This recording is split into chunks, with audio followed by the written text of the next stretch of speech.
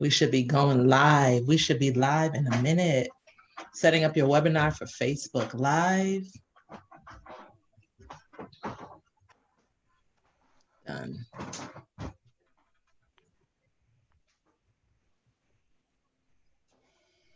Facebook Live. Hello, beautiful people. How are you all doing out there in Facebook land? I just need someone to give me a thumbs up that you can see me. This is my first time going live from my page. And the person who was normally my tech support is on the live with me. Rachel, can you send me a text message to let me know whether or not I don't see myself live? Oh, it says that I'm live. Okay, so it says that I am live. Okay, Tanya and Tempest. Okay, here we are on the page. You know, technology is really something else. Can y'all hear me fine? Let's see. I want to make sure that people can hear me live. Okay. All right, we have 7 people on the Facebook page. Hold on, let me mute myself. Okay. All right, beautiful people. We are live on Facebook. I look good. Tempest, can you hear me though? And then we're gonna get started and I'll record so that you all can get a chance to see this later. I look good. Okay, Tempest. Do I sound good? That's the thing that I want to know. Can you all hear me? Can you hear them? I won't hear my people yet until we have 9 people live. And then I want to make sure that Tempest, are you texting me, Tempest, to let me know you can hear me? So y'all, this is the thing about Facebook and all this technology. Okay, she can hear me. We getting ready to have this conversation. Beautiful people, let me get back to my live conversation with my sisters. I am so very happy to be here. Welcome into the cloud. Hello, beautiful people. My name is Takia C. Graham, and this is I Am Not My Hair, the Idea of Beauty. I'm coming live to you from the Soulstainable Living LLC page, and I, again, am Takia C. Graham. I'm so very excited to be here with you tonight, so very excited to share this screen time with my family, my daughter, my cousin, a former student who is now a friend and one of my bestest friends in the whole entire world. We have Keilani Graham, who is, you can tell, my daughter. She looks a lot like me. Keilani is waving to the people. We have my cousin Angie, who is here waving to the people. We have my former student, now friend, Patricia Graves. Wave to the people, please. And last but not least, we have my sister Sunny, who is sitting in the sunshine today. Off screen, we have our technical support, Mr. Kevin Graham. So, you know, Kevin, thank you so very much. So today what we want to share with you all is our journey from having hair to having some of us no hair. All of us have gone down to the scalp and some of us have decided to stay there and others of us have allowed our hair to grow a little bit and still a little bit unsure about what we'll do next. So you can only see Keilani and not anybody, you can only see me. Not Keilani or anyone else. Oh, because I'm the only one talking now, probably. Let's see. I don't know how that works, Tempest. We'll see what happens when they go on screen. I don't know why it's not set up, but let's just leave this as it is right now. And it might just show me. And when they speak, you'll be able to hear them. Rachel, if you have any feedback for me, you can text me because I know this is your thing that you do. But each person, when they speak, hopefully their faces will show up live on screen. Tempest, you can operate as my off-screen technical support and show me what, hit the speaker gallery. I have it on speaker gallery. Does that work? Does that work, Tempest? Okay. Yeah. So I don't know. The person is on Facebook. How does that work, Tempest? If you can see all of us, let me know. Okay. So what I want to do is I want to tell you a little bit about how I went from having a little 2.5 cups of hair to now being down to the scalp. Well, I had been talking about cutting my hair for about 3 or 4 years. I had already had a brush cut, maybe like 10 years ago. I had a brush cut for a few years. And thank you. And when I went to when I entered into my 40s, I felt like I was going to go through, another change in my life and another identity look, right? And so I decided at some point I would go back either down to my brush cut, or I would go and have all of my hair cut off. And when we came to this pandemic, that provided that opportunity. And I'll talk more about that. But I've always had a really good relationship with my hair. I've always loved my hairstyles. Once my cousins moved in and gave me some style, my grandmother kept me with the two big ponytails right here and the one big ponytail and the four braids in the back. And so I always had thick hair. I always had a lot of hair. It was always something that people commented on. And so I never had like a hatred of my hair. My hair through high school was very stylish. I actually went to cosmetology school immediately after high school. So I was always, up on point with my hair. And it was something that people noticed me by, because it, like I said, it was very thick. And, I don't want to talk good hair, bad hair, anything like that, but I had a looser curl pattern and it was easy for me to manage. And I was always very comfortable with it. And so I never had any angst about my hair, and I never had any negative feelings. It was always healthy. It was always growing, and it always did the things that I needed it to do at that time. So that's the relationship I entered into this season with my hair. Keilani, I'm going to start with you. Can you tell me, what sort of relationship that you have had with your hair? I think I've always had a really great relationship with my hair. Growing up in our house, we had rituals with our hair. Every single Saturday, I would get my hair washed and braided or done by you. But everybody in the house had their role of how to help me. So helping take loose my hair, helping bead the beaters when it came time to get my hair done, washing my hair, and then doing my hair, and it all coming together. So we will all work together as a family to get to my final hairstyle. And I think that was really big in helping me appreciate and love my hair myself. It's funny when we talk about your hair, it was always our whole night routine. And if anybody has a child that has hair, I would recommend you create some sort of hair ritual, because her brothers, her father, me, we all look forward to it. So she didn't have any tenderheadedness or any anxiety about getting her hair done, because we made it a family. Like, it was our head of hair, Right. So thank you for sharing that. Angie, what was your relationship with your hair like? My relationship with my hair was very similar to Keilani's. It was a routine. It was always a family thing. And having had one older sister, if it was not my mother, it was my oldest sister who took on that responsibility to nurturing the hair. And it was a routine for sure. It was like an all day routine on a Saturday. You sit and you get it washed and conditioned and grease that scalp and get it combed out and plaited up or whatever, ponytails. But same thing, it was always like, that having somebody else in your hair, somebody older, sister or mother or grandmother, it was a nurturing thing for me. And it was always, and I had that same routine with my daughters. It was always, wash day, we sit and we pay very close attention to the hair on that particular day. So, yeah. I Thank love you. my hair. Yeah. Listen, I love my hair. That's right. We love hair in this house too. Trisha, what was your hair story? Well, although it's very similar to what you beautiful women have gone through, I can also remember seeing different types of women in my life in different types of hair. So my grandmother had a box cut, my mother had a perm, my aunt had a hair down to her back, but she didn't get relaxed. So I had the opportunity to see all of those things and kind of make a decision on what it is that I wanted to do about hair. I've been chemically treated. I've been the woman that said, "Oh, I don't want to get a relaxer. Maybe I do want to get a relaxer."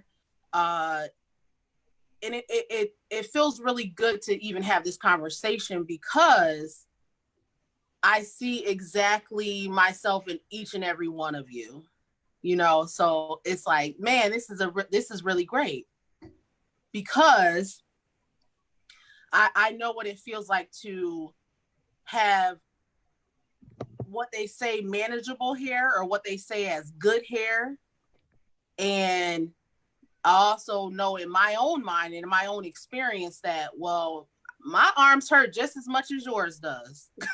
Like, I'm doing my hair and my arms hurt. I'm done. you know. That's right. So I certainly appreciate this moment.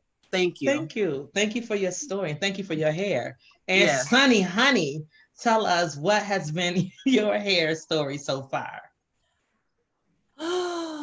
Okay, so I grew up with very long hair, and it was uncut.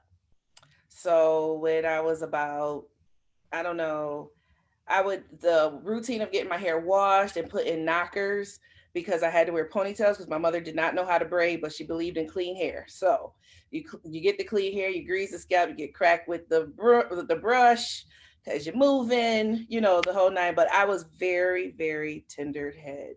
So, and I was a daddy's girl, so cry, I could get up, that kind of thing. So it made it very difficult to keep it in ponytails long. So I would get my hair braided by my cousin, my older cousin, and she would braid my thoughts and my dreams in with my braids. They were very tight. But moving forward, when I was about 24, I got my first perm after the birth of my child, and then I started cutting because it wasn't allowed. So I had bobs, I had weave, I had 27 pieces, I had blonde fros, I had blonde mohawks, I had all kind of ombre going on. And just recently, my blonde, I went to part my blonde and seen all this silver and salt and pepper, and I was like, get it. So now I don't have to add the color, I have more color. So now I'm a little militant. So, I sponge it a little bit and, for the people, that kind of thing right now. I think, we're going to talk about it. I think Trisha had to drop out to sign back on with her iPad. But what I want to ask you is that when we talk about hair and Black women's hair in particular, I grew up with my grandmother, who was born in 1927. And now that I'm older, I realize she wasn't so old raising me. But back then, older people felt very older, you know what I'm saying? Even if they were in their 40s and 50s. And so I was always told that, particularly with Black women, we had a lot of rituals about our hair. If somebody combed, you had to be very careful for, first of all, who you allowed to comb your hair.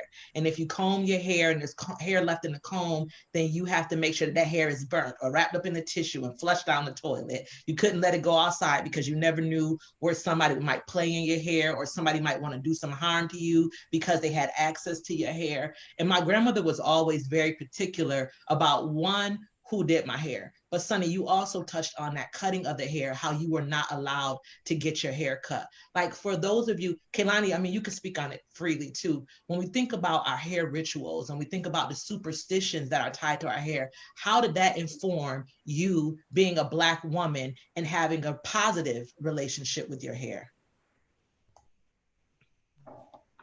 I'll go. So I think that, like I said, that I've always had a really positive relationship with my hair, but I think that going to private school, you get a set of rules of what you can and you can't do. And I think that one of the rules was like, you couldn't cut your hair crazy or anything. So when I decided to cut my hair on my 18th birthday and I had to go back to school, I was like, I was nervous because I was like, oh, am I going to get in trouble? But I knew that I wouldn't.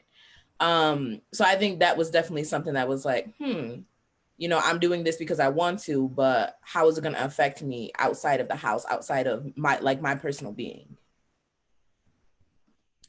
I always kind of felt like with cutting my hair or any hairstyle that I had, I had a ritual with my father, and my father took me to my hairdresser. I had to go to a hairdresser probably about 12 years old for straightening and curling. Older Jamaican woman. She took excellent care of my hair. She had growing fingers, as they say, and my hair just was beautiful. She trained it in such a way that I could keep a hot comb for a month, 6 weeks before I had to go back to her. So that's how trained my hair was. But my father would drop me off, say hello to the ladies, and say, I'll be back. And then when I was done, he would come in, pick me up, say my hair looks nice, and pay the nice lady, and then I would go off with him. For me, it was everything, because my father was participating as he was the reason why I couldn't get my hair cut. And he said, until she says so, she can't get her ears pierced. He was just very clear on it's got to be her choice. So when I started cutting my hair, although to my mom's dismay, but it was still highly supported. And to me, it was a way of self-expression. And that's the way I raised my son. He done had every color known to man. And once they liked it, even at the private school, I challenged them, because you let him wear it for 4 years, he gonna have blue hair this year. You know what I mean? You have to challenge them and challenge people when it comes to our hair, because they want all natural colors. And well, what's natural? Anything I put in my hair is natural. It's me, you know. So there has always been those butt up against type of issues, whether your hair was always long, not getting caught in the rain because you got to press and curl. I mean, it's a whole dynamic to our hair. And I think that it makes us uniquely us. And Angie, maybe you can speak to this. Someone just chimed in the comments. Mika Fusco says that she was always told that her hair was her glory. And I know, Angie, that you've always had really long hair. When you think about the ways that our elders and other people who might be our peers, how has your hair been your glory, or how have people told you that you need to keep a full head of hair in order to be considered beautiful? Yeah, when I grew up with hearing some of those same stories and folk tales and superstitions and who can touch your hair. Even as a kid, I remember hearing, my mom saying, don't let anybody play in your hair. Don't let anybody touch your hair. And so you always knew that the hair was some sort of prized possession, even as a small child. It was something about that hair that was magical, that if nobody can touch it, then there must be something with it, even as a small kid, not even understanding why that was, but hearing that. And then not so much, I don't believe as a child hearing that we couldn't cut our hair, but I used to always hear that your hair is your glory. That's where your wisdom lies. Your wisdom is in your hair. And so you hear it and you retain that information in growing up, and that you carry it along with you and you pass it down, and you're not even sure why that is, why those sayings ever came into play, or why they were important, because that's just something you just never really question as a child. You just know that the hair was paid very special attention to and cared for and nurtured and spoke very highly of. And as we grow older and become, teenagers and go into school, we hear our peers, say, oh, she has good hair, or she has nappy hair, or she has bad hair, or just short hair, she bald-headed, or that bald-headed friend, who her hair didn't grow long, or the pretty girls always seem to be the ones with the long hair and the nice texture or the straightened hair. So you begin to identify what is considered beautiful, what is considered pretty, who gets the attention, who does not.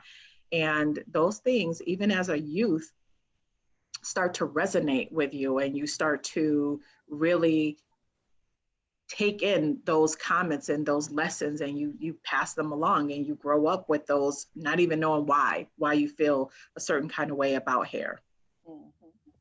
Patricia, jump right in here. We're talking about, and welcome back, and we're talking just about the ways that these superstitions have shaped our relationships with our hair, and some of the ways that people have tried to make us hold on to our hair, particularly as Black girls and Black women, and not really being able to have some of the freedoms associated with whatever cutting your hair means.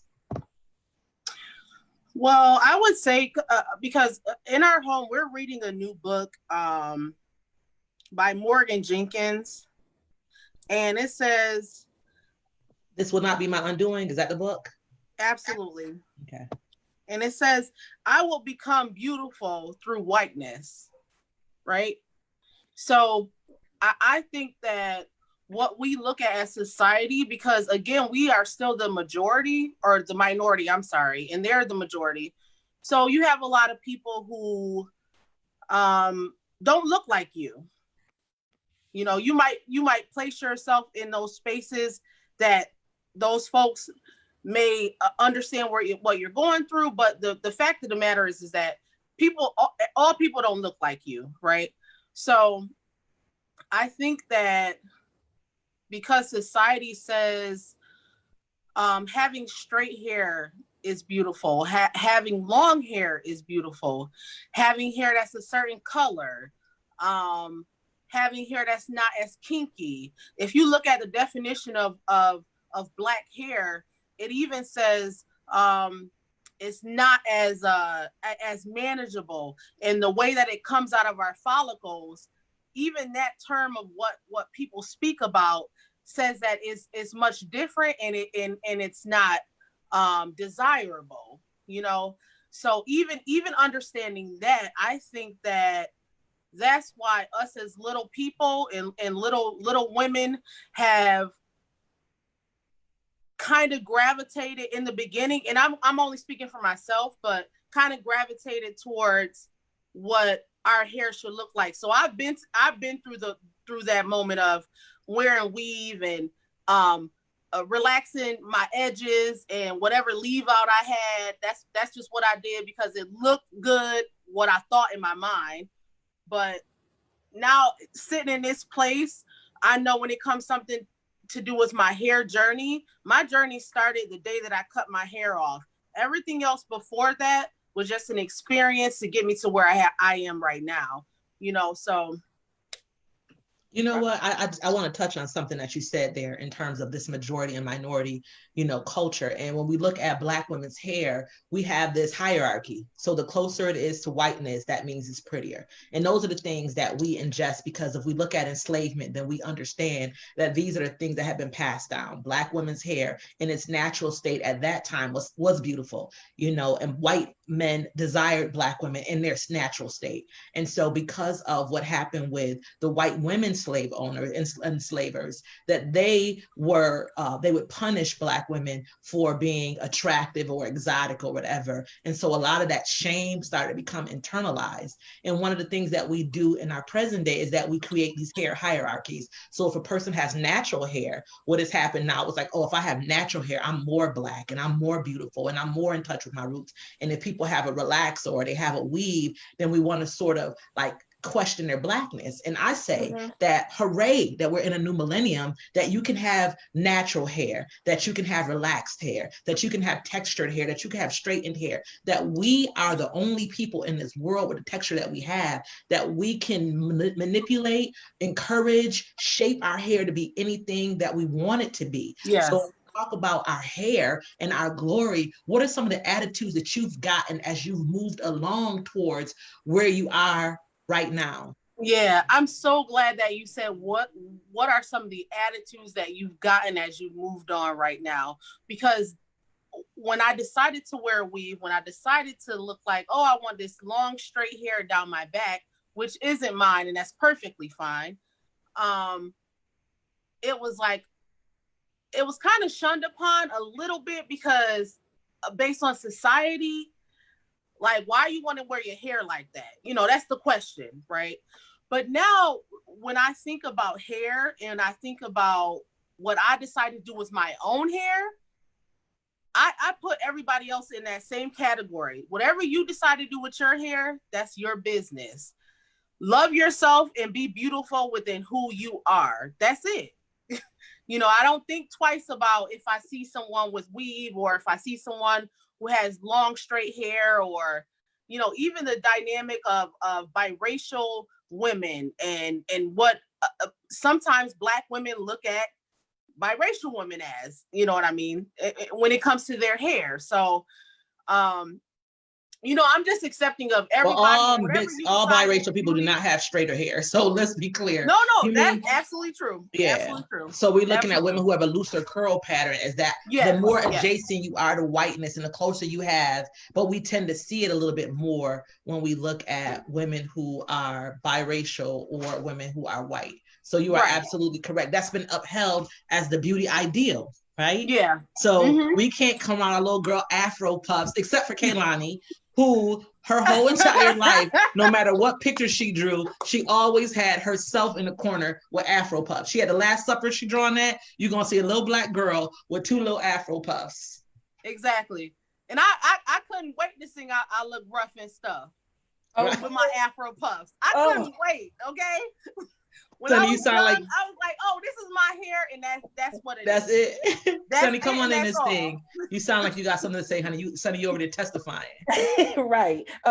Rough and tough with my Afro puff. Goodness. But my puffs wouldn't puff. When I was coming up, my hair, after my hair had been, heat trained and all of that, I couldn't get a puff, a nap, a nothing. So when I went to college, I got dreads. I dreaded my hair.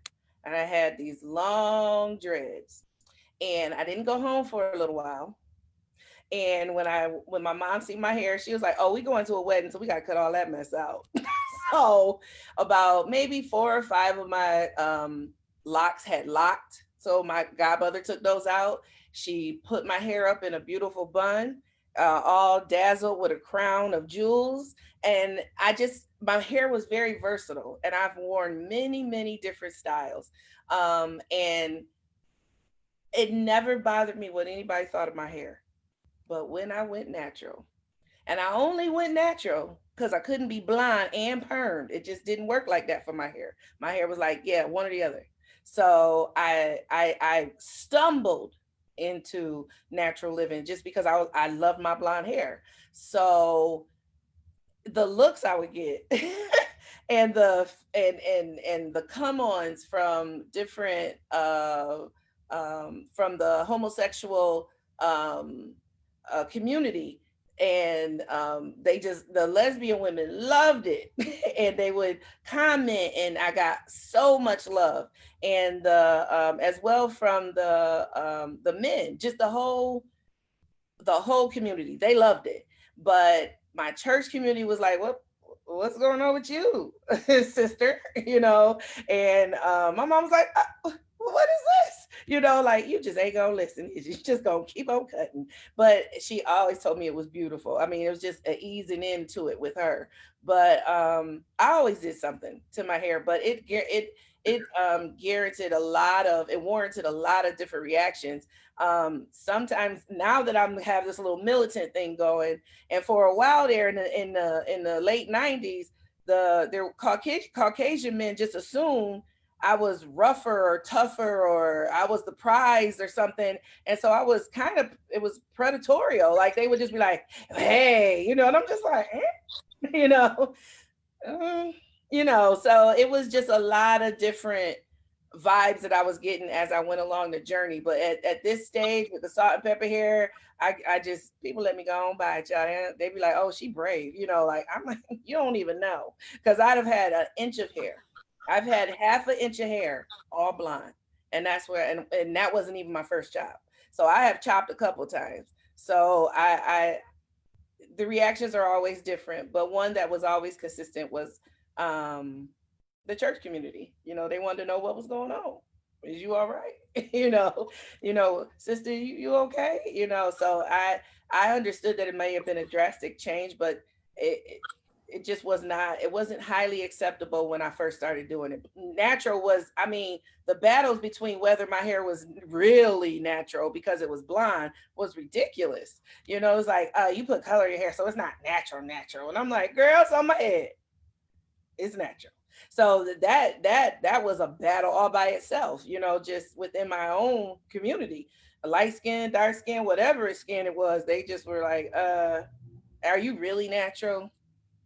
But that goes into these hierarchies and the ways that we want to separate people based on what we believe that their hair should be and how we believe that their hair should look like.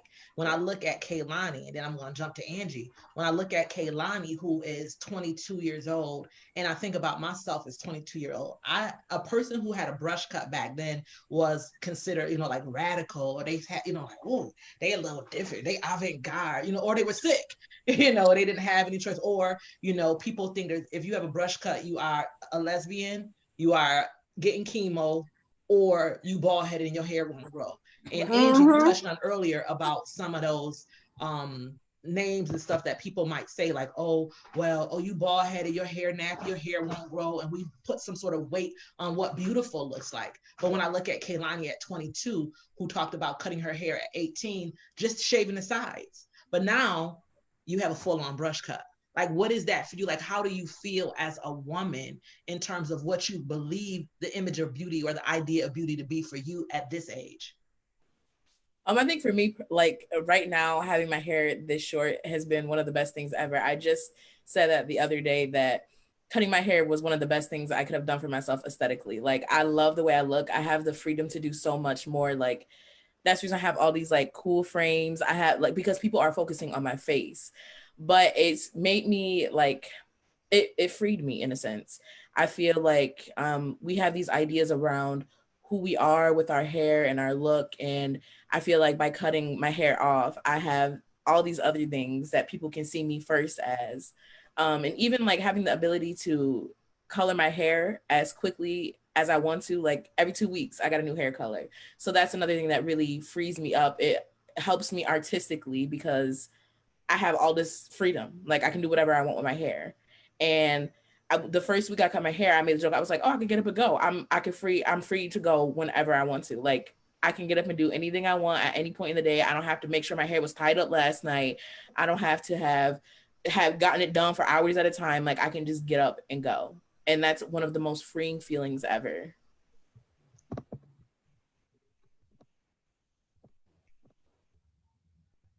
Angie, I'm sorry about that. Thank you, Keilani. That freedom and that flexibility, right? The ability to get up. I know for me and Keilani will be doing our twist outs because we had colored natural hair. So that would, before, and we would sit around, we had our hair products, we twist our hair, and we needed a few hours before we were going in if we wanted to achieve a certain look, or we could just go out with our afro or whatever. But that also brings into this hierarchy of texture.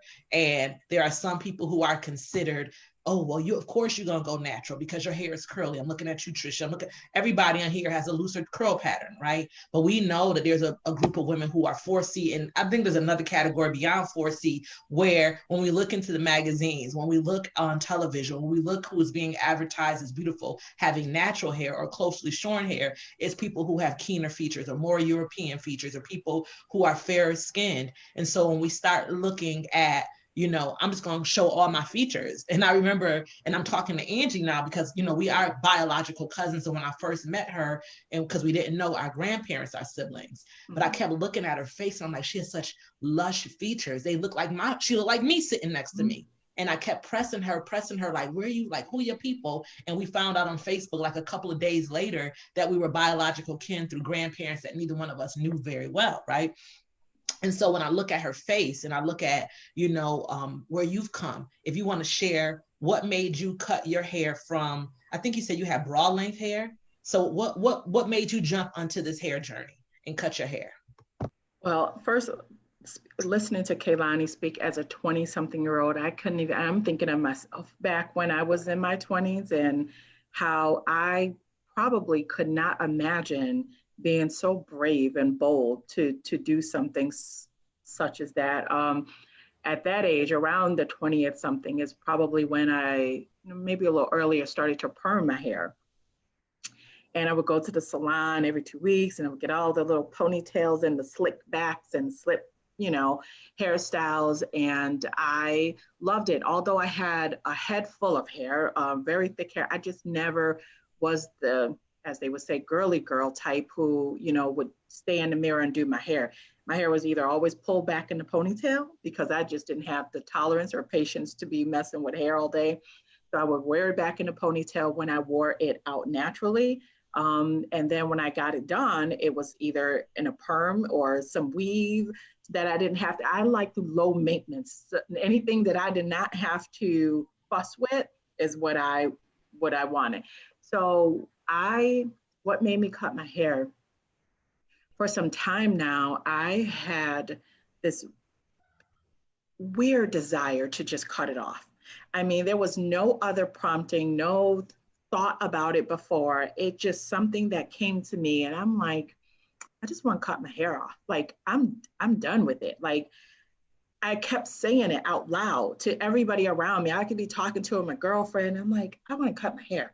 And she's like, really? You want to cut your hair? I'm like, yeah, I just want to cut it off. She's like, all the way off? All the way off.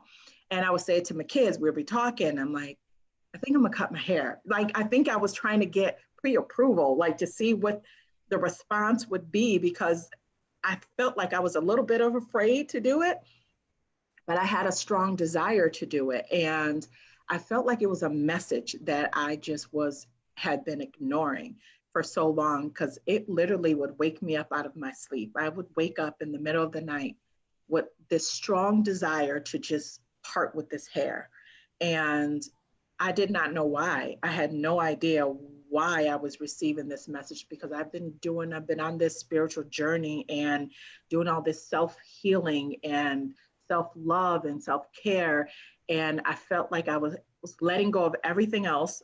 And something still just felt as though I was carrying this baggage. I was carrying something that I needed to part with. And it just so happened to be on the night of a new moon on January 21st. I woke up at 3:00 in the morning, and that message I heard to just let all of it go, let everything go, let it go. And I'm like, I've let go of everything I know how to let go. I don't know what else I need to do. I got up and I went in the bathroom, and I had locks in, and it was like some crochets. And I had so much new growth being from COVID. I haven't been out the house. So I had like about 3 inches of new growth. I just lifted it up, and I took the clippers and down to the scalp, and I just, not really to the scalp, I had a little bit of afro left. And I just cut it, all the hairs just in the sink, and I went back to bed. And I got into bed, and then I got up the next morning, and I was like, oh my God, I cut my hair. Like, I looked at the hair in the sink, and I was like, wow, I really did. And I was looking, I'm like, I'm proud of you, girl. Like, you did it. And I thought I would be emotional, because I'm an emotional being. I thought I would cry and be upset and and I was fasting. So I did, trust me, there was some fluctuation in this journey. So the first day, I just was like, I did it. I can't believe I did it, but I did it. And my son took it the hardest, though. He definitely had a moment where he was not feeling this at all. He just would not look. Like, he heard the clippers in the bathroom, and I heard him get up, and I'm like, oh my gosh, he's awake. Like, I don't know. So I wrapped my hair in a scarf, and I got the hair and I put it in the bag, because I knew I was going to take it out and burn it. And I just put it up in the scarf. And so I went into his room, and I was just like, I did it. I cut my hair. And he was like, no, you didn't. And I was like, here, touch it. And he was like, no, he didn't want nothing to do. I had to give him his moment. And I'm like, it was too early in the morning to be fooling with me and me shaving my head. So he had to have his moment. But then my daughter, it was something like, when I told her, she was like, Mom, I'm proud of you. Like, I'm proud of you that you did what you kept saying. You've been saying this for a long time, that you wanted to cut it. So then we're standing in the bathroom together, and she noticed that in one spot in the back that I kind of went down a little too low. It was like a little patch. And then she took a picture of it to show me. I was like, man, I'm going to take all of this hair off. And so she said, can I do it? I gave her the clippers, and we went down to the scalp. And I stood there in the mirror, and I'm just, for the first time, I'm like, God, I've never seen my scalp before. I've never seen this part of my body before. And I never seen myself in this image before. And I embraced it at that moment. I felt really, I just felt this weight, something just shifted. Like, in that very moment, I felt shift happen, and I felt relieved. And I felt that maybe this is the thing that I needed to part with, that I was holding on to, that defined beauty and defined who I am, because I've always had hair, and I've always worn hair, whether it was my own or not. I've always worn very long braids, or very, weave or something. I've always had hair on my head, and that's always been a part of what defined me, who I was. And then it wasn't until that moment that I really saw myself. Like, I'm like, because I know who I was, and I'm looking in this mirror. I'm like, gosh, now I see you. I see who you are. I see you for who you are. I really truly see myself at that moment. So it was definitely, and there was, like I said, there was a journey, some days, Takia, one day you text me, and that was a third day, and I was fasting at the same time. So I had no food in 3 days, and I like to eat. So I had a whole little meltdown. I was like, oh my God, I'm so ugly. Oh my God. And I cried that day. I was an emotional mess that day. But when I got past that third day, I was good. I was just like, I was good. It didn't, nothing else bothered me about it anymore. And yeah, it was a special moment. And I still wear wraps, like head wraps and turbans, because it was a young lady on Instagram I saw, and she had this beautiful turban on, and I'm like, I just want to cut my hair off and just wear a turban. Like, I just want that God, she looked like a goddess. I was like, gosh, that is beautiful. Like, she is gorgeous. Like, just this turban, no hair, no nothing, just a turban. And I was like, that's what I want. I want to do that. I want to be free, and just that was beauty to me. That was my defining moment of what really truly beautiful looks like to me. I just think it's so powerful, you know. And Sunny and Trisha, get ready because I'm gonna ask you about your hair journey to the cutting part. Keilani did the first cut of my hair, so I think it's interesting, you know, our cousin connection, that your daughter did the last cut. And I was sitting on the couch and I was like, I want to cut my hair. And like you, I was, even though I only had 2.5 cups of hair, I had a really distinct hairstyle, and that people always knew me by this hair. And even though I had already had a brush cut, I wanted to go down to the scalp level. And I was very, I want to say I was afraid, I was cautious. I had thought I reached the pinnacle of what my attractiveness for my life would be like. Okay, you super fine. This is it for you. Like, you just only, so you need this little piece of hair to hold on to. And I knew that I was done with that hair, because when I went from a relaxer to natural, the first time when I got my brush cut, I was wearing my hair flat and wrapped. And I never just liked for my hair at a very short cut to be flat and wrapped. So when I just kept wearing it like that, I knew I was going to be, you know, cutting my hair. And this time I was just wearing my hair in one little twist braid up, and people were like, oh, I love that. And I'm like, it's not really it doesn't really fit my aesthetic. And I was talking to Keilani, who's always my champion. And she said, Mom, just cut it. I said, cut it. She said, cut it. And she cut my hair all the way down to the scalp with scissors. And I was like, oh, okay. Then I'm like, oh my God, thank God I got a husband. I got a date. I'm about to look like a foot. You know, like, oh, I had a mess. I'm about to give a wig or something, like. And then we took it to the scalp, and it was, I looked in the mirror and I'm like, hello, girl, how you doing? And, you know, not to sound vain or arrogant or anything, but we speak in truth. I'm like, I cannot believe the next level of beauty, because I think that even more so than what radiates from the inside externally for me, it just was a different sort of like a shoulder shimmy. And Sunny, you know, that shoulder shimmy thing happening. I'm like, oh, hello nose, hello cheekbones, hello forehead. Well, 3.5 head, it ain't that much head, you know, but really feeling confident and comfortable.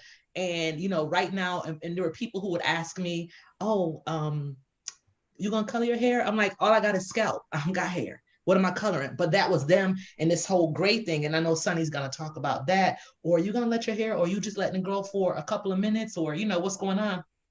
And even with my husband, who thought I looked attractive, but he said, oh, so when you let your hair grow back? And I was like, sir. He's like, oh, no. I was like, oh, you don't think I'm fine? He's like, no, you fine. And I started laughing because I wanted to let him know that I think I'm fine, you know, but of course he thought I was fine as well. But I had a little bit of momentary insecurity because I still was holding on to a very little bit of hair, holding on to this patriarchal idea about what beauty is, even though there's nothing about me that fits inside of a white-based beauty norm, right? And so when I think about that part in cutting my hair, I knew there was something that I had to do for myself. And Martha in the comments said that she's always cut her hair in rebellion and not in proactive empowerment. And so what I'm hearing from us, Sunny, you talked about, you know, cutting your hair in rebellion, but also in the later stages, there's a sort of empowerment. So Trisha, what led you to cut your hair?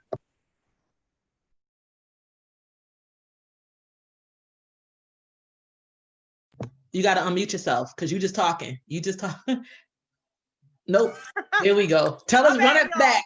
Anywho, no. So I had already thought about cutting my hair at least 2 or 3 years. And I kept having that conversation. And just as much as, you know, Angie looked at saying, well, you're seeking validation from people saying like, oh, like, is it going to look good? Or should you do this? Or should you not? That's kind of where I was when it came to me cutting my hair. So I literally was sitting watching a movie. It was 8:30 at night. I said, girl, just go ahead and grab them scissors and cut your hair off. I walked in the bathroom. I grabbed the scissors. I start chopping. I know my partner was looking at me like, she's lost it. But we had a conversation and I'm just like, you know what? Honestly, this is my hair. This is my decision. This is my choice. I am who I am, and I should be able to live and breathe in what I decide to do, especially if I'm not hurting anyone. You know what I mean? So it was like, man, it was so much freedom and liberation. I felt so good. I didn't cry. And I thought I would. I thought I would cry, but I didn't cry at all. And I was like, man, it was a really big, it was a lot of weight that just kind of lifted off my shoulders, because I felt in that moment that my journey is beginning now and I'm doing what I need to do as a woman, and can't nobody tell me any different. Right. So I don't know. It was to me, like, me cutting my hair, that's the best thing I could do for myself. For real. Thank you. You said you thought you were going to cry. I thought I was, but I didn't. But, you know, and I don't mean, you know, people are telling us in the comments how beautiful we are. I really believe that's true. Like, when I look at the screen share of all of us, I'm looking, and somebody might be like, oh, I know people will make jokes about my head and my features and say, oh, your features are symmetrical, or you have a perfect shaped head. And so I didn't know that, though.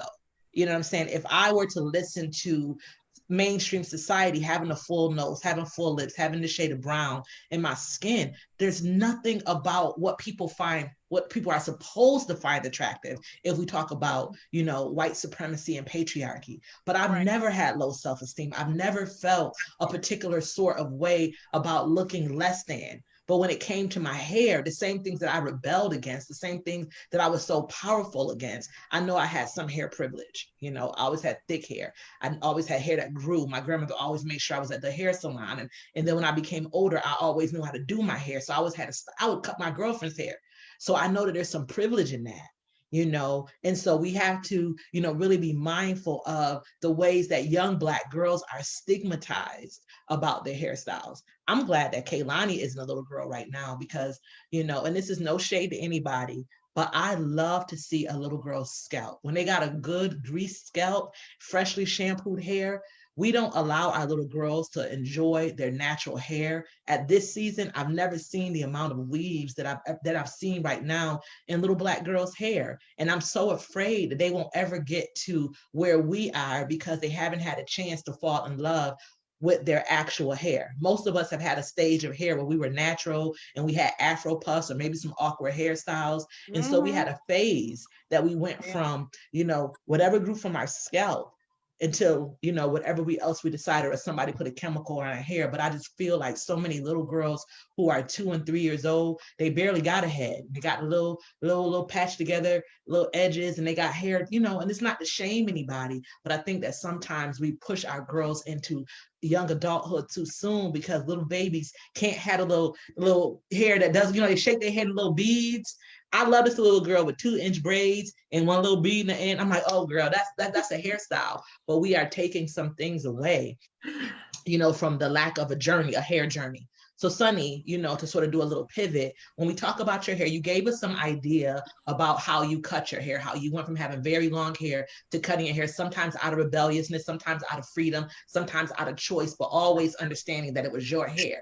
Your hair is different because you used to have blonde hair. You colored your hair all the time. Now you went down to your scalp and now you have gray hair. So how do you feel? How are people responding to you as a woman who's embracing her gray natural hair? Child. So when I had the blonde hair, I was perceived much younger. So I fit right in with the youth that I was mentoring. I fit in with my son and his you know, his peers. But when I went and decided I just want to cut it off, you know, just cut the blonde off, and I want to see natural me, because I never seen her Salt and Pepper, and I call her because she's a her. So I had never seen her salt and pepper, but I always wanted to be salt and pepper because on my father's side, which is where I get my hair texture from the most, all of them had beautiful hair. But honey, they kept it brush cut, like just everything. You name it, his sisters did it. On my mother's side, they had long hair as well, but they did not cut it. It's just something they just did not do. And they were a more religious family. So for me, going into this salt and pepper, by the time I got here, everybody was like, "What you about to do to you?" So they know me. But I will say that the very first time I cut my hair off, I was like Angie. I always had long hair, honey. It was always long. So the first time I said I wanted to get it cut. I had a relationship with a barber because my son had to get his hair cut. All them little crazy styles, we had a wonderful person that did it. So I had a relationship with them, and none of them would cut my hair. I would put it in a ponytail. My ponytail was about 16 inches long in the back, 14 on the side, and 12 in the front. I put them in 4 ponytails and I said, "Cut it off, please." They was like, "Rethink it. Just think it over a little bit longer, sister. I don't want to." So what I did was I went to Hair Zoo. Because one thing I know for sure, they could cut some hair. So I went to Hair Zoo, talked to a man named Craig, because he looked like he knew what he was doing. And I said, "Listen, bro, I want to cut all of this off." He said, "You sure you don't want to go to your people? You sure you don't want to go to a barbershop?" And he was like, "I don't want to mess up." And I said, "You can't mess up. Put the scissors to it." So he cut it off. He braided it up. He cut it all off for me. But to think that I had to go to a predominantly Caucasian hair salon to just get my natural hair cut because the men did not want to cut my hair. So I cut it, and then I went all patchy looking crazy to him and said, could you do something with it?" So he had me look, and I really truly believe in going to people who love you. It is very hard to go to people who just doing it for money or doing it because they think. I done went through so many hair salons because they're giving me the look they think fit my face. Give me what I asked for. So me being a religious person going two times, 2 times a month, I honed in on how to speak to a hairdresser to get them to cut, but not one hairdresser would cut it, and not one hairdresser would, not one barber would cut it. So once it was short, everybody was all game, like, "Oh, you look great." So now with the salt and pepper, they just want to know what I'm doing with it. But the reception that I'm getting with the salt and pepper hair is a lot more respect. Like, I can't hold nothing no more. Everybody want to help hold something. If you tired, I'll drive you. Like. But I listen. I'm gonna embrace that, honey. Okay, because a car service is right up my alley. So I just have to say that in the salt and pepper look, a lot of people perceive me to be more my age. Like if I tell them I'm 46, they be like, "Okay, you don't look 46, but you do look like you somebody mama." So and it just goes. I look like somebody mama every time I had a head of hair since I was 24. I done had that boy at 24. I've always been somebody mama, but it's just a different reaction they get to you. And even in dealing in business, because I'm always the face of businesses because I always do office administration.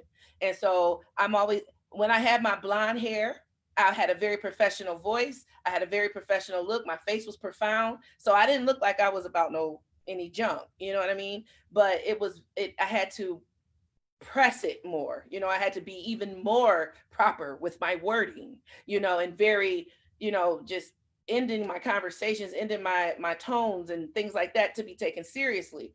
Honey, when I got this salt and pepper hair, everybody was like, "Ma'am, miss, mother, may I?"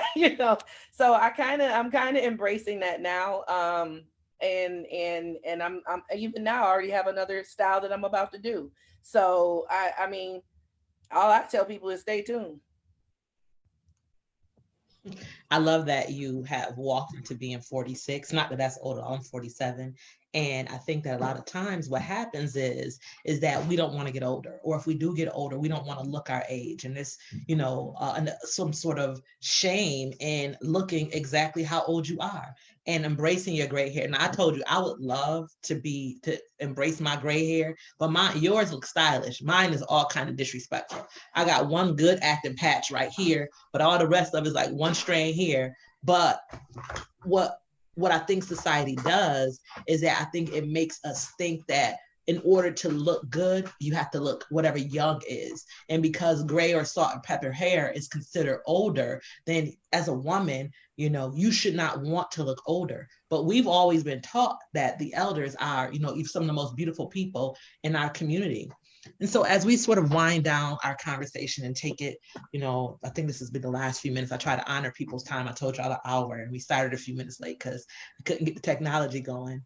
But I do want to ask each of you that if you had to talk to someone who was struggling with their hair, that's part of it, or someone who was thinking about cutting her hair off to the scalp, specifically a Black woman, what would you tell her about what you have learned in this season of having cut your hair from whatever length it was before to the scalp? Because all of us have done that at least one time.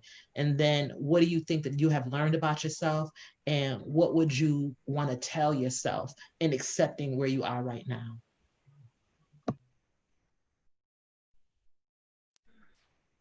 I'll go. So for me, what would I tell a young person? if you're having hair and you're in a difficult spot, keep going. It becomes a relationship. If you just want to cut it off and you just want to go around doing whatever, your hair will act exactly the way you treat it. So if you spend time loving her and watering her like a plant, talking to her and, okay, girl, and, oh, you don't want to go to the left today? Okay, we'll go to the right. That kind of relationship, you get that in the struggle part of going natural. That's when you find out what's good for your hair. You find out what your hair don't like. You find out what your hair love. You find out how your hair holds smells. I mean, you find out all kinds of things. And if you have done the big chop or you're thinking about the big chop, it is the most freeing thing because you do get to see a part of your body you've never seen. And just to know it's hair, it grows back. Or if it doesn't grow back, it's still you, it's me.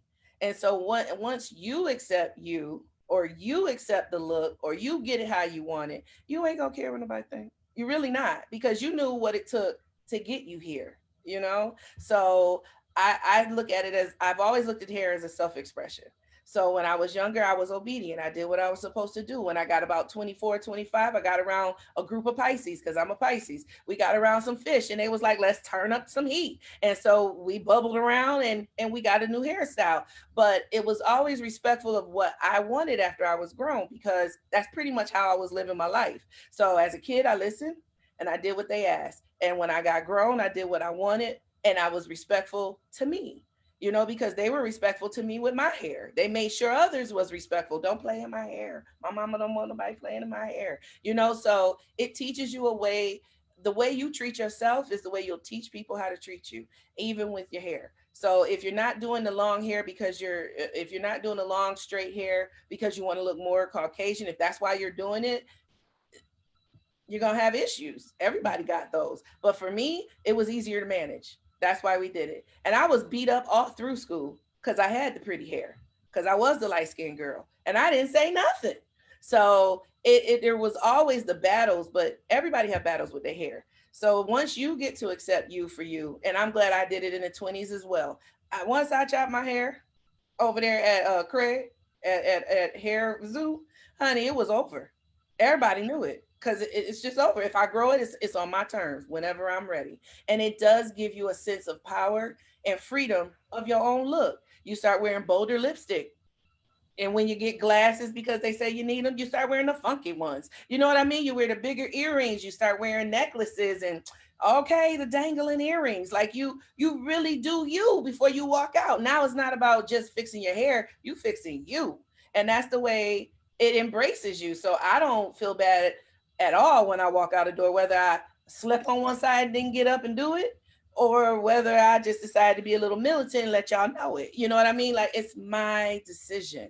And I think that it helps us make it our decision thereafter. And that's how I feel for my journey now. And that's how I feel for my journey in the future. And that's what I pass to people. My nieces, my nephews, all of them. I dyed all their hair, took them all to the barber, done cut all their hair off. They had blue hair, green hair, pink hair. Honey, my whole family is like full of just all hair expressions, because if you're around me, I'm going to spill off on you. So it's just it's a freedom. So our generation coming up in our family now, they're free.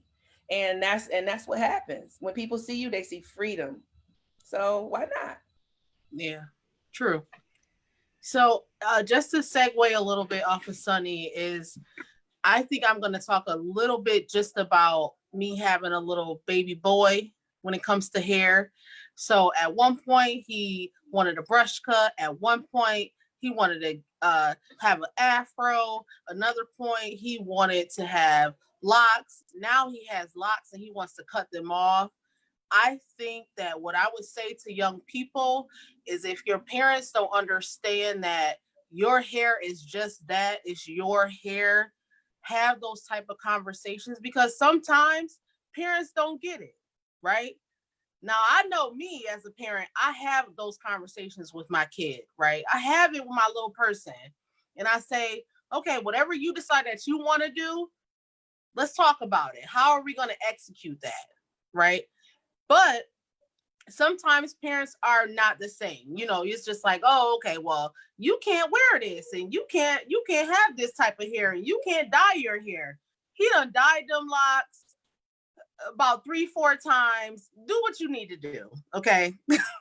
But it is important to, what I would say, if there are children or young parents watching this, to give their kids opportunities to have a voice, and to say like, oh, mom or dad, I want my hair to look this way. And that's perfectly fine. Do what you need to do. Do you feel good about it? Do you think you look good about it? Because if you look good, you feel good, right? And if they don't feel good, like, who am I as a parent to take their feel goodness away from them? I'm not the one. That's not my job, and I'm not doing it. Okay. So what I would say is like, come on, little people. Sometimes you got to talk to some of these parents because they need it, and that's cool, right? And that's it, and that's all. I do want to say, I think too, that the parents have to be open to the conversation, that sometimes parents live through their children's hair. And I'm just as guilty as anybody else, you know, some of the times, because I absolutely love Keilani's hair. Like, I love her hair. And even when she talked about cutting it, now I got 2 strands of hair. And I'm like, are you sure?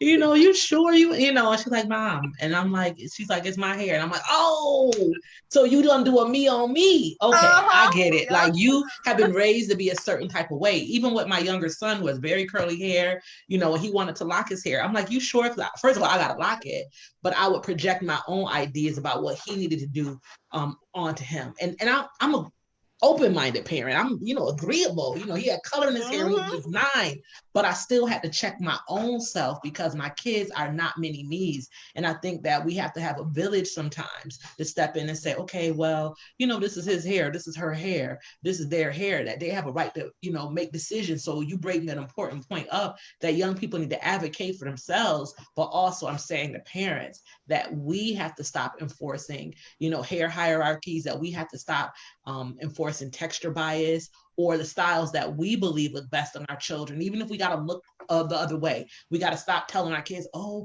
you going to fix your hair? Oh, your hair not done? Oh, you going to get a haircut? Or you going to get a whatever, particularly when it comes to Black children, because we know that society gives them a lot of messages about the negatives of Black hair. So Keilani or Angie, one of y'all jump in and tell us, what you would want to tell somebody about this stage in your journey, or what they should do if they were thinking about cutting their hair. So I'll go. I mean, as a young person, I feel like I have so much freedom. I'm not tied down to anything. And that even being true with my hair. I mean, I guess I would say that you don't owe anybody any explanations about what you do with your hair, what you do with your look, whatever it is. If you want to do it, you feel comfortable doing it, do it. Do it. It'll grow back. If it doesn't, they got wigs. They got good wigs now. So, get what you need. You know, you don't have to be tied down to a certain look or a certain hairstyle. Like, you are your own person. You don't owe anybody you. You don't owe anybody you. So if you want to do it, do it. Do it. She just told me. Yes. I understand, girl. You cut your hair. Yes. For me, I think the message that I would give anybody who is seeking or thinking about cutting their hair, I think for me, I don't know, I think people cut their hair for different reasons. Some for rebellious reasons, some because they want to switch up their hairstyle, but for me, I think it was, it's part of my a spiritual journey. And I would definitely say to anyone seeking to cut their hair that you should seek having a relationship with yourself, really pour into yourself, because once you do that and you really love yourself, there's nothing, rather you have hair or not, that will alter that. If you have a little bit of insecurities about who you are, a big chop may be a bit much, you know what I'm saying, for somebody who is still healing and still working through. And not that you can't do that still, but I think there's so many levels to it, accepting you for who you are. For me, like I said, somebody who's never been without hair, to have gone to this. And I remember once I cut it, my daughter took the picture, and I individually went to my tribe, my people who are in my circle, and I said, listen, I cut my hair, and I just wanted to share this moment with you, because I haven't shared it with the world yet, because there are stages to this for me, and I've already recognized that I have to go through these different stages before I could. And it wasn't that I felt self-conscious about it. It's just that in the stage that I was in, it wasn't for everybody. And I valued and held that those moments that was sacred to me. That journey was very sacred to me. And I wanted to honor my decision to cut my hair off in a very sacred way. So those first 7 days, I did not share with the world that I had cut my hair, just my small tribe. And I remember sending the pictures to each individual person, and the feedback was just so much love. And I remember my nephew, who I always called my twin flame, because we're so much alike, that he, like, literally, I cried at the message that he sent. It was so much love and so much power in that message. He was like, I see you, Queen. It was just so powerful that I cried. I was walking my dog and I'm looking at it, and I stopped and I started sobbing, because I've never felt, even though I felt love before, I never felt that kind of love before. Like, that was just the most genuine sense of security that I ever held. And I think, just having hair and wanting to feel secure in the way you look, but I've never felt that secure ever before, like having those arms embraced around me, because it's a huge change for me. This is dramatic for somebody who's had long hair, and I have these long locks in my hair, and then go from that to the scalp, to not even a gradual short haircut, a bob, even a bob. Give me a side, shave or something. No, I took it all off. And so I knew that was going to be shocking for a lot of people. But and today, I think I did post the one picture when I first cut it, and then I have not posted anything else. And then today I posted another picture, because I was going out for the first time in public with no hair.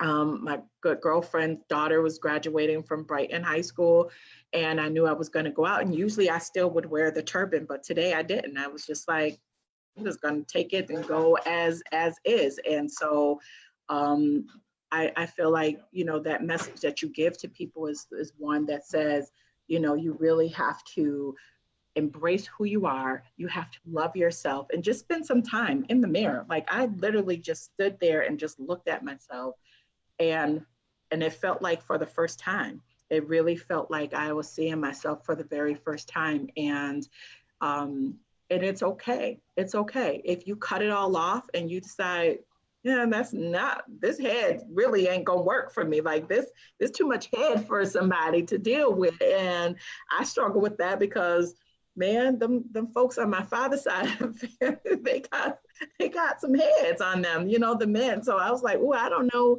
what this head shape really looked like because it's always had hair on it. But if you get to a place where you're just not um feeling it, there's options, you know, throw on a turban, a head wrap, you can still be beautiful. And but I still, you know, I was still wearing my turban and my hair wrap. But today I went out and I'm like, I said to my daughter, I was like, scarf or no scarf? And she was like, she's just turned 13. Let me tell you, this little girl does not even realize how much wisdom that she has and how mature she can be. Sometimes it shocks me because I went in and I was dressed and I was like, I do a turban like scarf or no scarf? And she was like, she looked at me and she goes, Mom, whatever you want, whatever you feel that's gonna make you happy. It's your head, it's your hair. And I was like, oh, that's my baby talking. You know, I was just like, oh my God. And it wasn't that I was asked, I think too, because my son has such a hard time that I know how mean kids can be. And I know growing up hearing that, you know, bald headed this and bald headed that,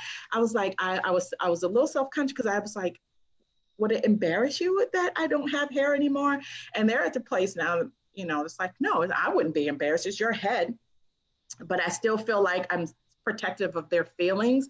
So I want them to be okay because I'm good. I'm okay. I know I'm okay now at this place, but I wanted to make sure that they were okay. And just the outpouring of love, it was empowering. It was empowering for me to hear so many people say, and Takia, I think you of anybody really was like, girl, do you see yourself? Like, do you see them cheekbones?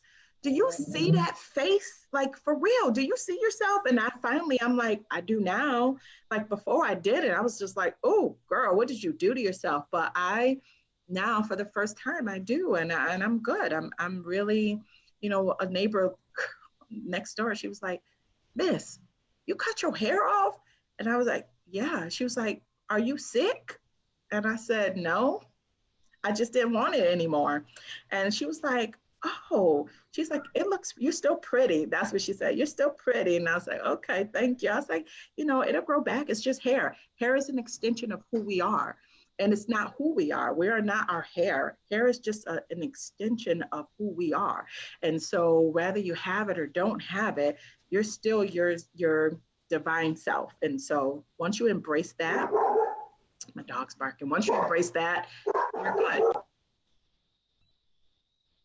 Your dog was in agreement. He said, yes. She said, we are divine. And I just want to echo something before we close on out that, you know, in our conversation, Angie, I told her, like, if you can't see yourself, allow my words to be a mirror for you. Like, sometimes we may not feel good, whether we have hair in our heads or whether our hair, you know, is short, that we just need somebody else to verbalize to us how beautiful we are.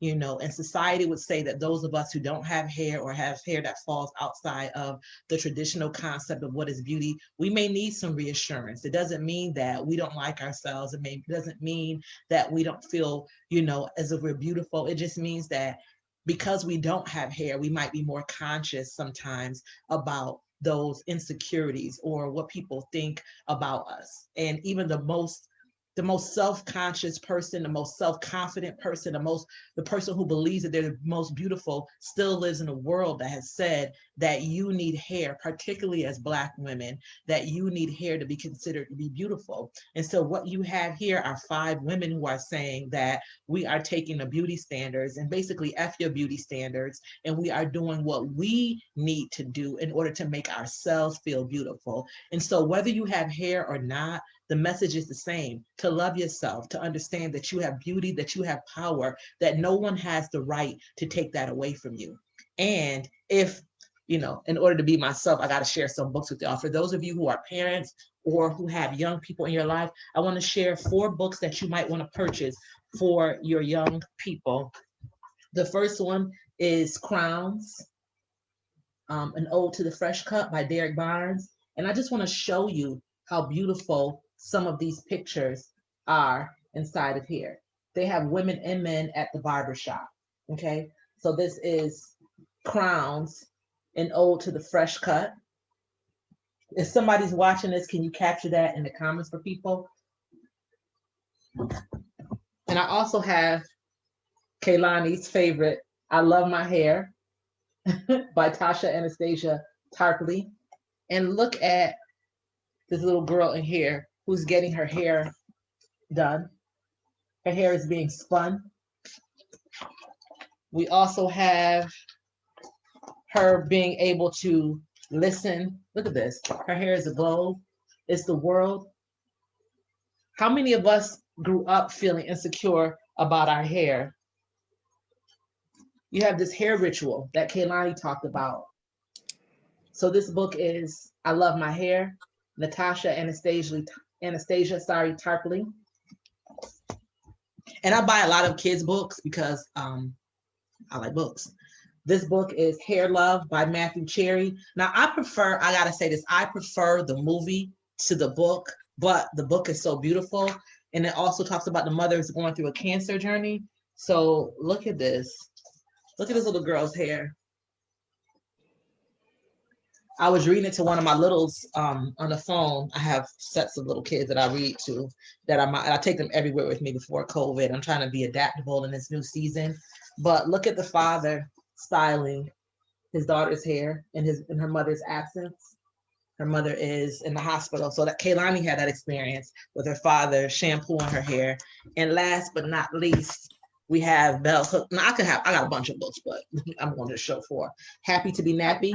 Happy to be nappy. Bell Hook. Here we go. I want to show y'all. Look at that. Girl pie hair smells clean and sweet. It's soft like cotton, flower petal billowy soft, full of frizz and fuzz. So it goes through this beautiful journey of hair. Happy with hair, all short and strong. Happy with locks that twist and curl. And so if you want to introduce your children to early hair love, Happy to be Nappy by Bell Hooks, Hair Love by Matthew Cherry, I Love My Hair by Natasha Anastasia Tarpley, and Crown, Ode to the Fresh Cut. And we gave 3 of these books away actually at the Avenue Black Box Theater when we were doing story time on second Sundays. So this is the inaugural Soulstainable Living conversation. I'm trying to get to 2,020 likes, 2020 likes in the year 2020. So please, when you share this page, can you ask your friends and family to like the page? Also, we have our radio show, Soulstainable Living, the radio show. It comes on Jazz 90.1 on Sundays at 8 a.m. and it comes on Whale LP 104.3 on Mondays at 5 p.m. Eastern Standard Time. So if you go to www.soulstainableliving.com or just go to my Facebook page, Soulstainable Living LLC with Takia C. Graham, and like the page. 2 weeks from now, we'll be doing our online literary circle. It happens on the 4th Sunday of every month. The book this month just happens to talk about hair, Nappily Ever After, a hair story, a novel, Nappily Ever After, a novel. And we're going to have a conversation at 6 o'clock on the 23rd. I think that is 2 weeks from now, right here on this page. Every 4th Sunday, we have a conversation. And I think I'm going to be doing some more of these conversations on the second Sundays of the month at 6 o'clock. It's always our view time. So Soulstainable Living, LLC with Takia C. Graham. I just want to thank my daughter, Keilani Graham. I want to thank my friend, Soulstainable Heston, my student / friend, Patricia Graves, my cousin, Angie Quick Coleman. I am Takia C. Graham, and I have been in my glory, no pun intended, with my sisters, my loves, my daughters. Thank you all so very much. I hope that you have positive hair experiences and you start having some conversations about hair, about scalp care, and also let them babies' hair breathe. Take some of that weave out of those little girls' hair. I don't say that in judgment. I say that in love and advocacy for the little people. Let them have the chance to discover what their scalp feels like, what their hair feels like, what styles that are, within our cultures feel like. Let them get those little bobbles on their hair so they can shake their hair. Beads, back in the day, we used to have foil, let them experience that click, clack, and black girl pie experience. Thank you so much. Have a beautiful, wonderful day. I love you to all of my panelists, and take good care. Good night.